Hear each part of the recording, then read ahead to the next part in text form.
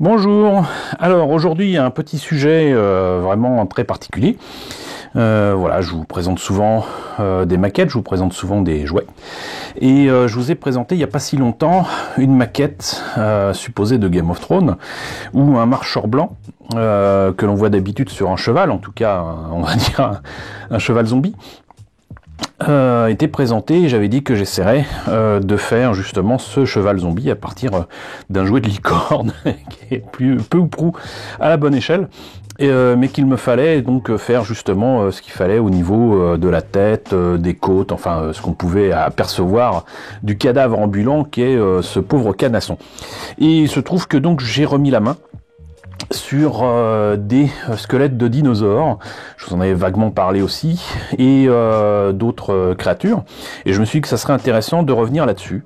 Déjà parce que d'une part, ça fait partie très clairement des choses que depuis l'enfance j'aime beaucoup, voilà.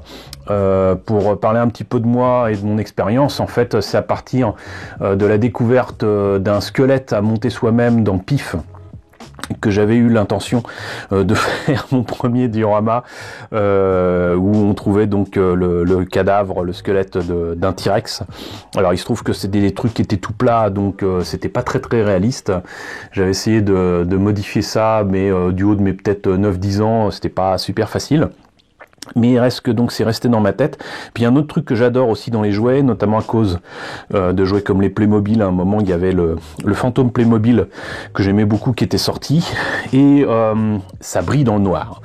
Et tout ce qui est fluo, tout ce qui est phosphorescent, j'ai toujours aimé.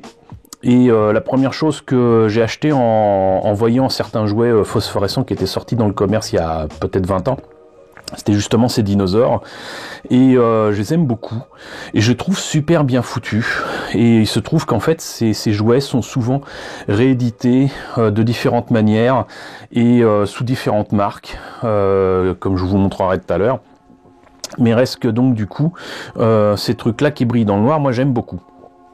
J'ai déjà l'intention de toute façon d'utiliser ce genre d'objets, ou du moins des objets que j'ai trouvés dehors, pour faire des os d'un futur diorama qui traîne un petit peu aussi, de mon Rancor, que je vous ai présenté aussi il y a bien longtemps.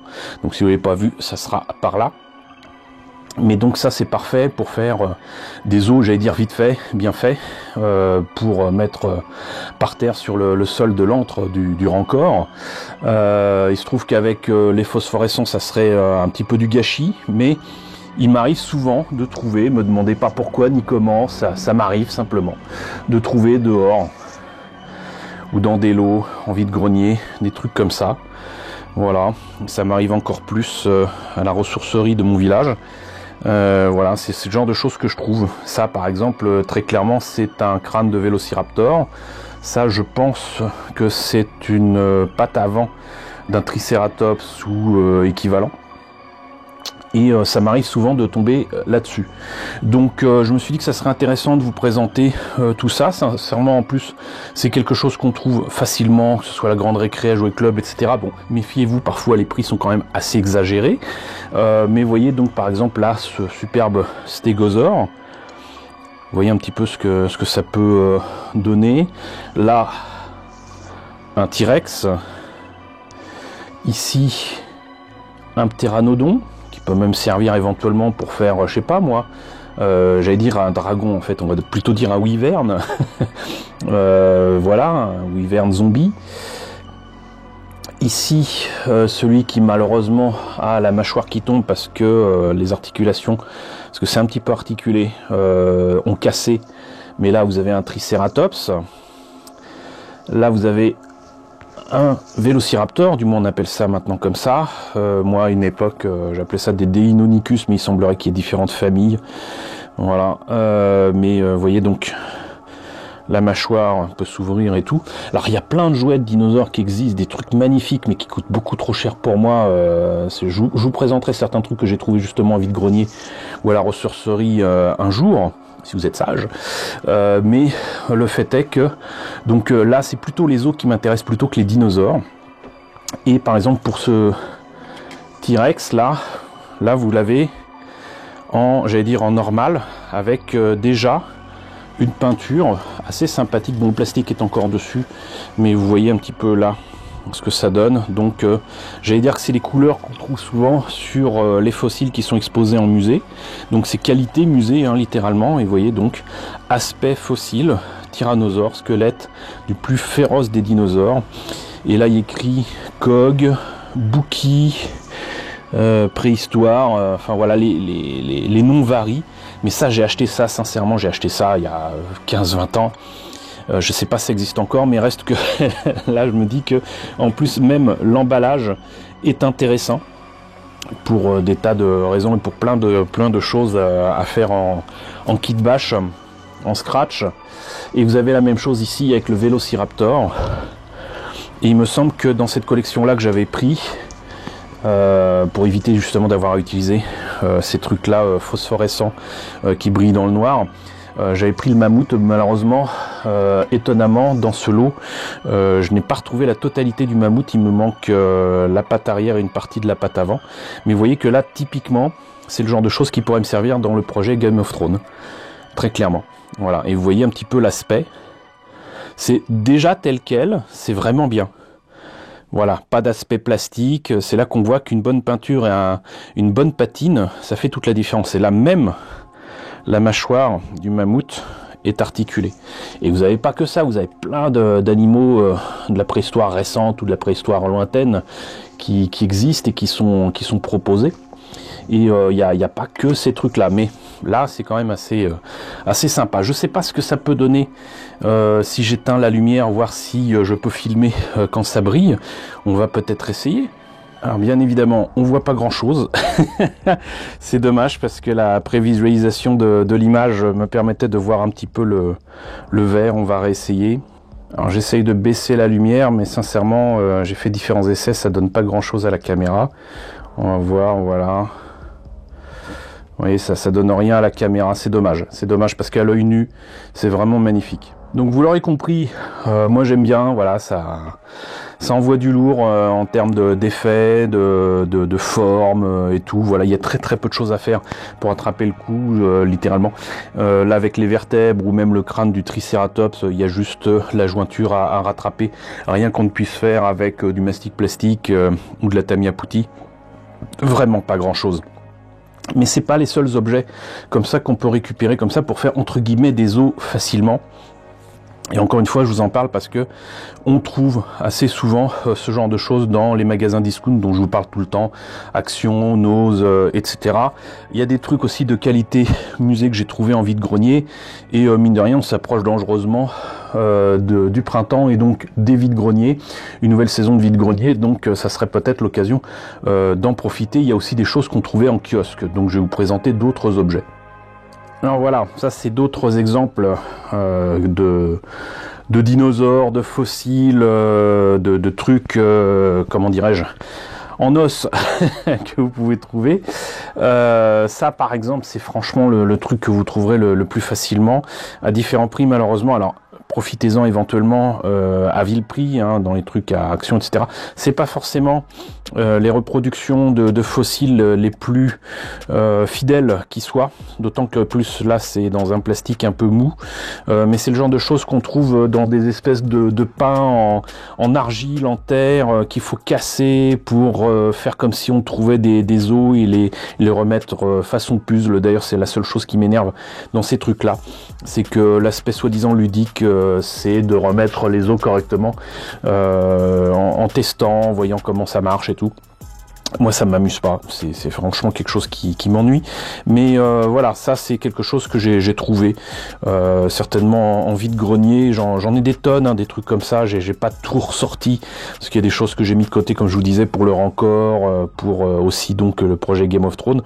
Donc j'en ai pléthore de ces trucs là, et pour vous donner un autre exemple là, ça risque d'ailleurs de tomber derrière, tant pis, mais ça je vous l'avais présenté lors d'un bon plan. Donc vous voyez, donc encore une fois un objet qui brille dans le noir, mais par contre tout petit. Et là vous voyez, il est sorti de sa gangue de terre, mais à l'intérieur, donc c'est très lourd, enfin très lourd, c'est pas léger.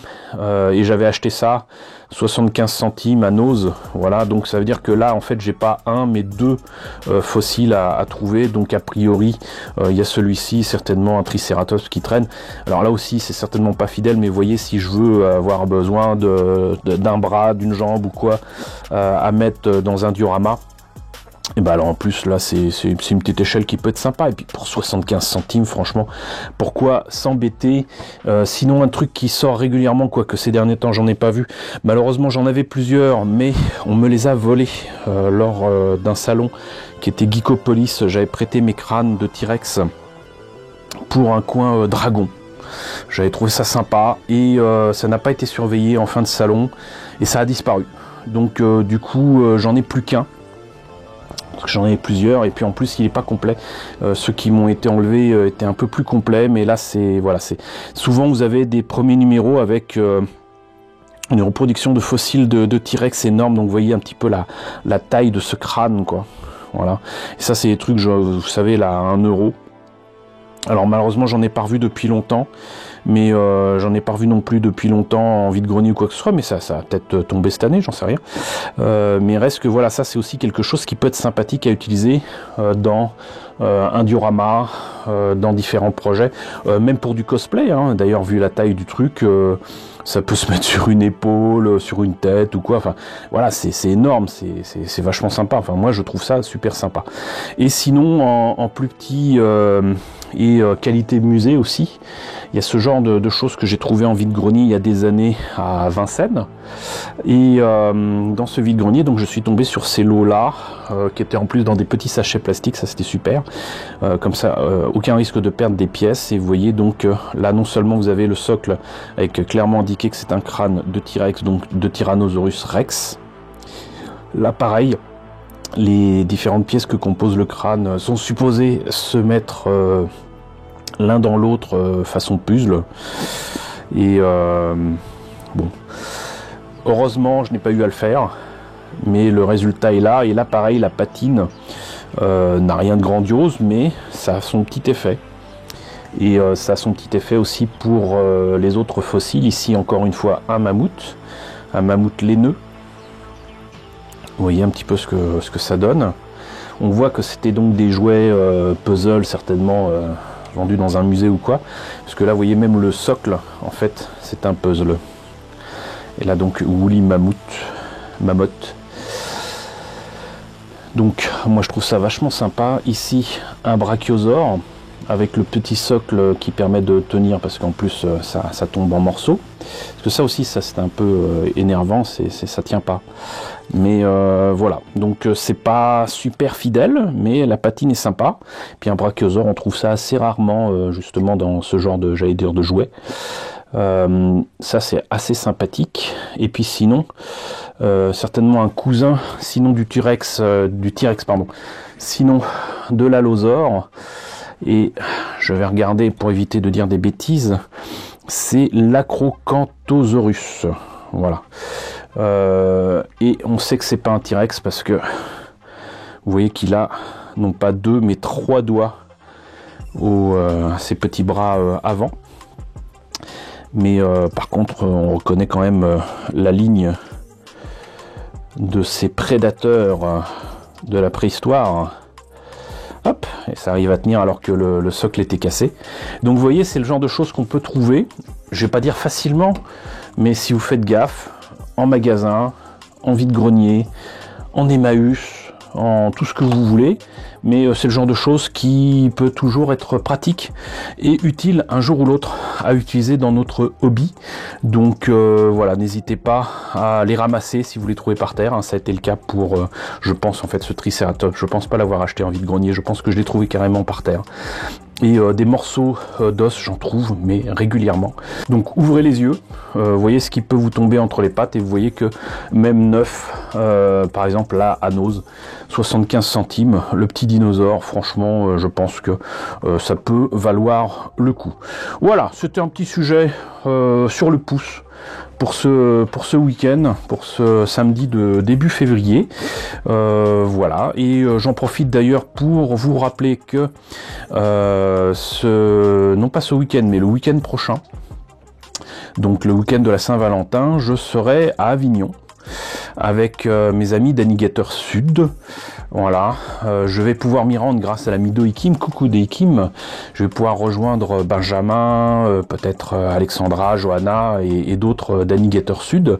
Je vais aller à Avignon Geek Expo et je vais participer activement à une exposition Star Trek. Voilà, en plus c'est dans le ton, c'est dans l'actualité. On en est à désormais 3 épisodes de Star Trek Picard sur Amazon. Voilà, Star Trek a le vent en poupe enfin en France et ça me fait plaisir. Donc vous aurez droit là-bas à une reproduction d'une partie du pont de commandement de l'Enterprise, mais la version des années 60. Moi j'y amènerai pas mal d'objets, des accessoires, des maquettes, des costumes. Donc j'espère vous y voir nombreux. Voilà, je vous mettrai les liens dans la description, dans la vidéo si vous voulez en savoir plus. Donc j'espère vous y voir nombreux. N'hésitez pas à venir me dire un petit coucou. Et pour ceux qui se demandaient, je n'amènerai là-bas que du Star Trek, mais il n'y aura pas que ça. Voilà, Doikim a prévu d'amener quelques petites choses fort sympathiques, mais de mon côté, ça sera du Star Trek et ça sera déjà, croyez-moi, pas mal. Donc écoutez, j'espère en tout cas que la présentation de ces objets, de ces dinosaures, de ces fossiles vous a quand même intéressé. N'hésitez pas à me dire ce qu'il en est dans la section commentaires, n'hésitez pas à liker, n'hésitez pas à partager, n'hésitez pas à vous abonner si ce n'est pas déjà le cas. Coucou aux nombreux abonnés qui nous ont rejoints ces derniers temps, bienvenue ici. Coucou aux grands anciens qui me suivent depuis désormais plus de 4 ans. Merci à tous de votre fidélité, merci à tous de votre soutien sur Tipeee, sur Paypal. Je vous laisse avec le générique de fin, avec la liste des contributeurs de la chaîne. Et je vous dis donc à très bientôt à Avignon Geek Expo et pour la présentation peut-être de nouveaux fossiles.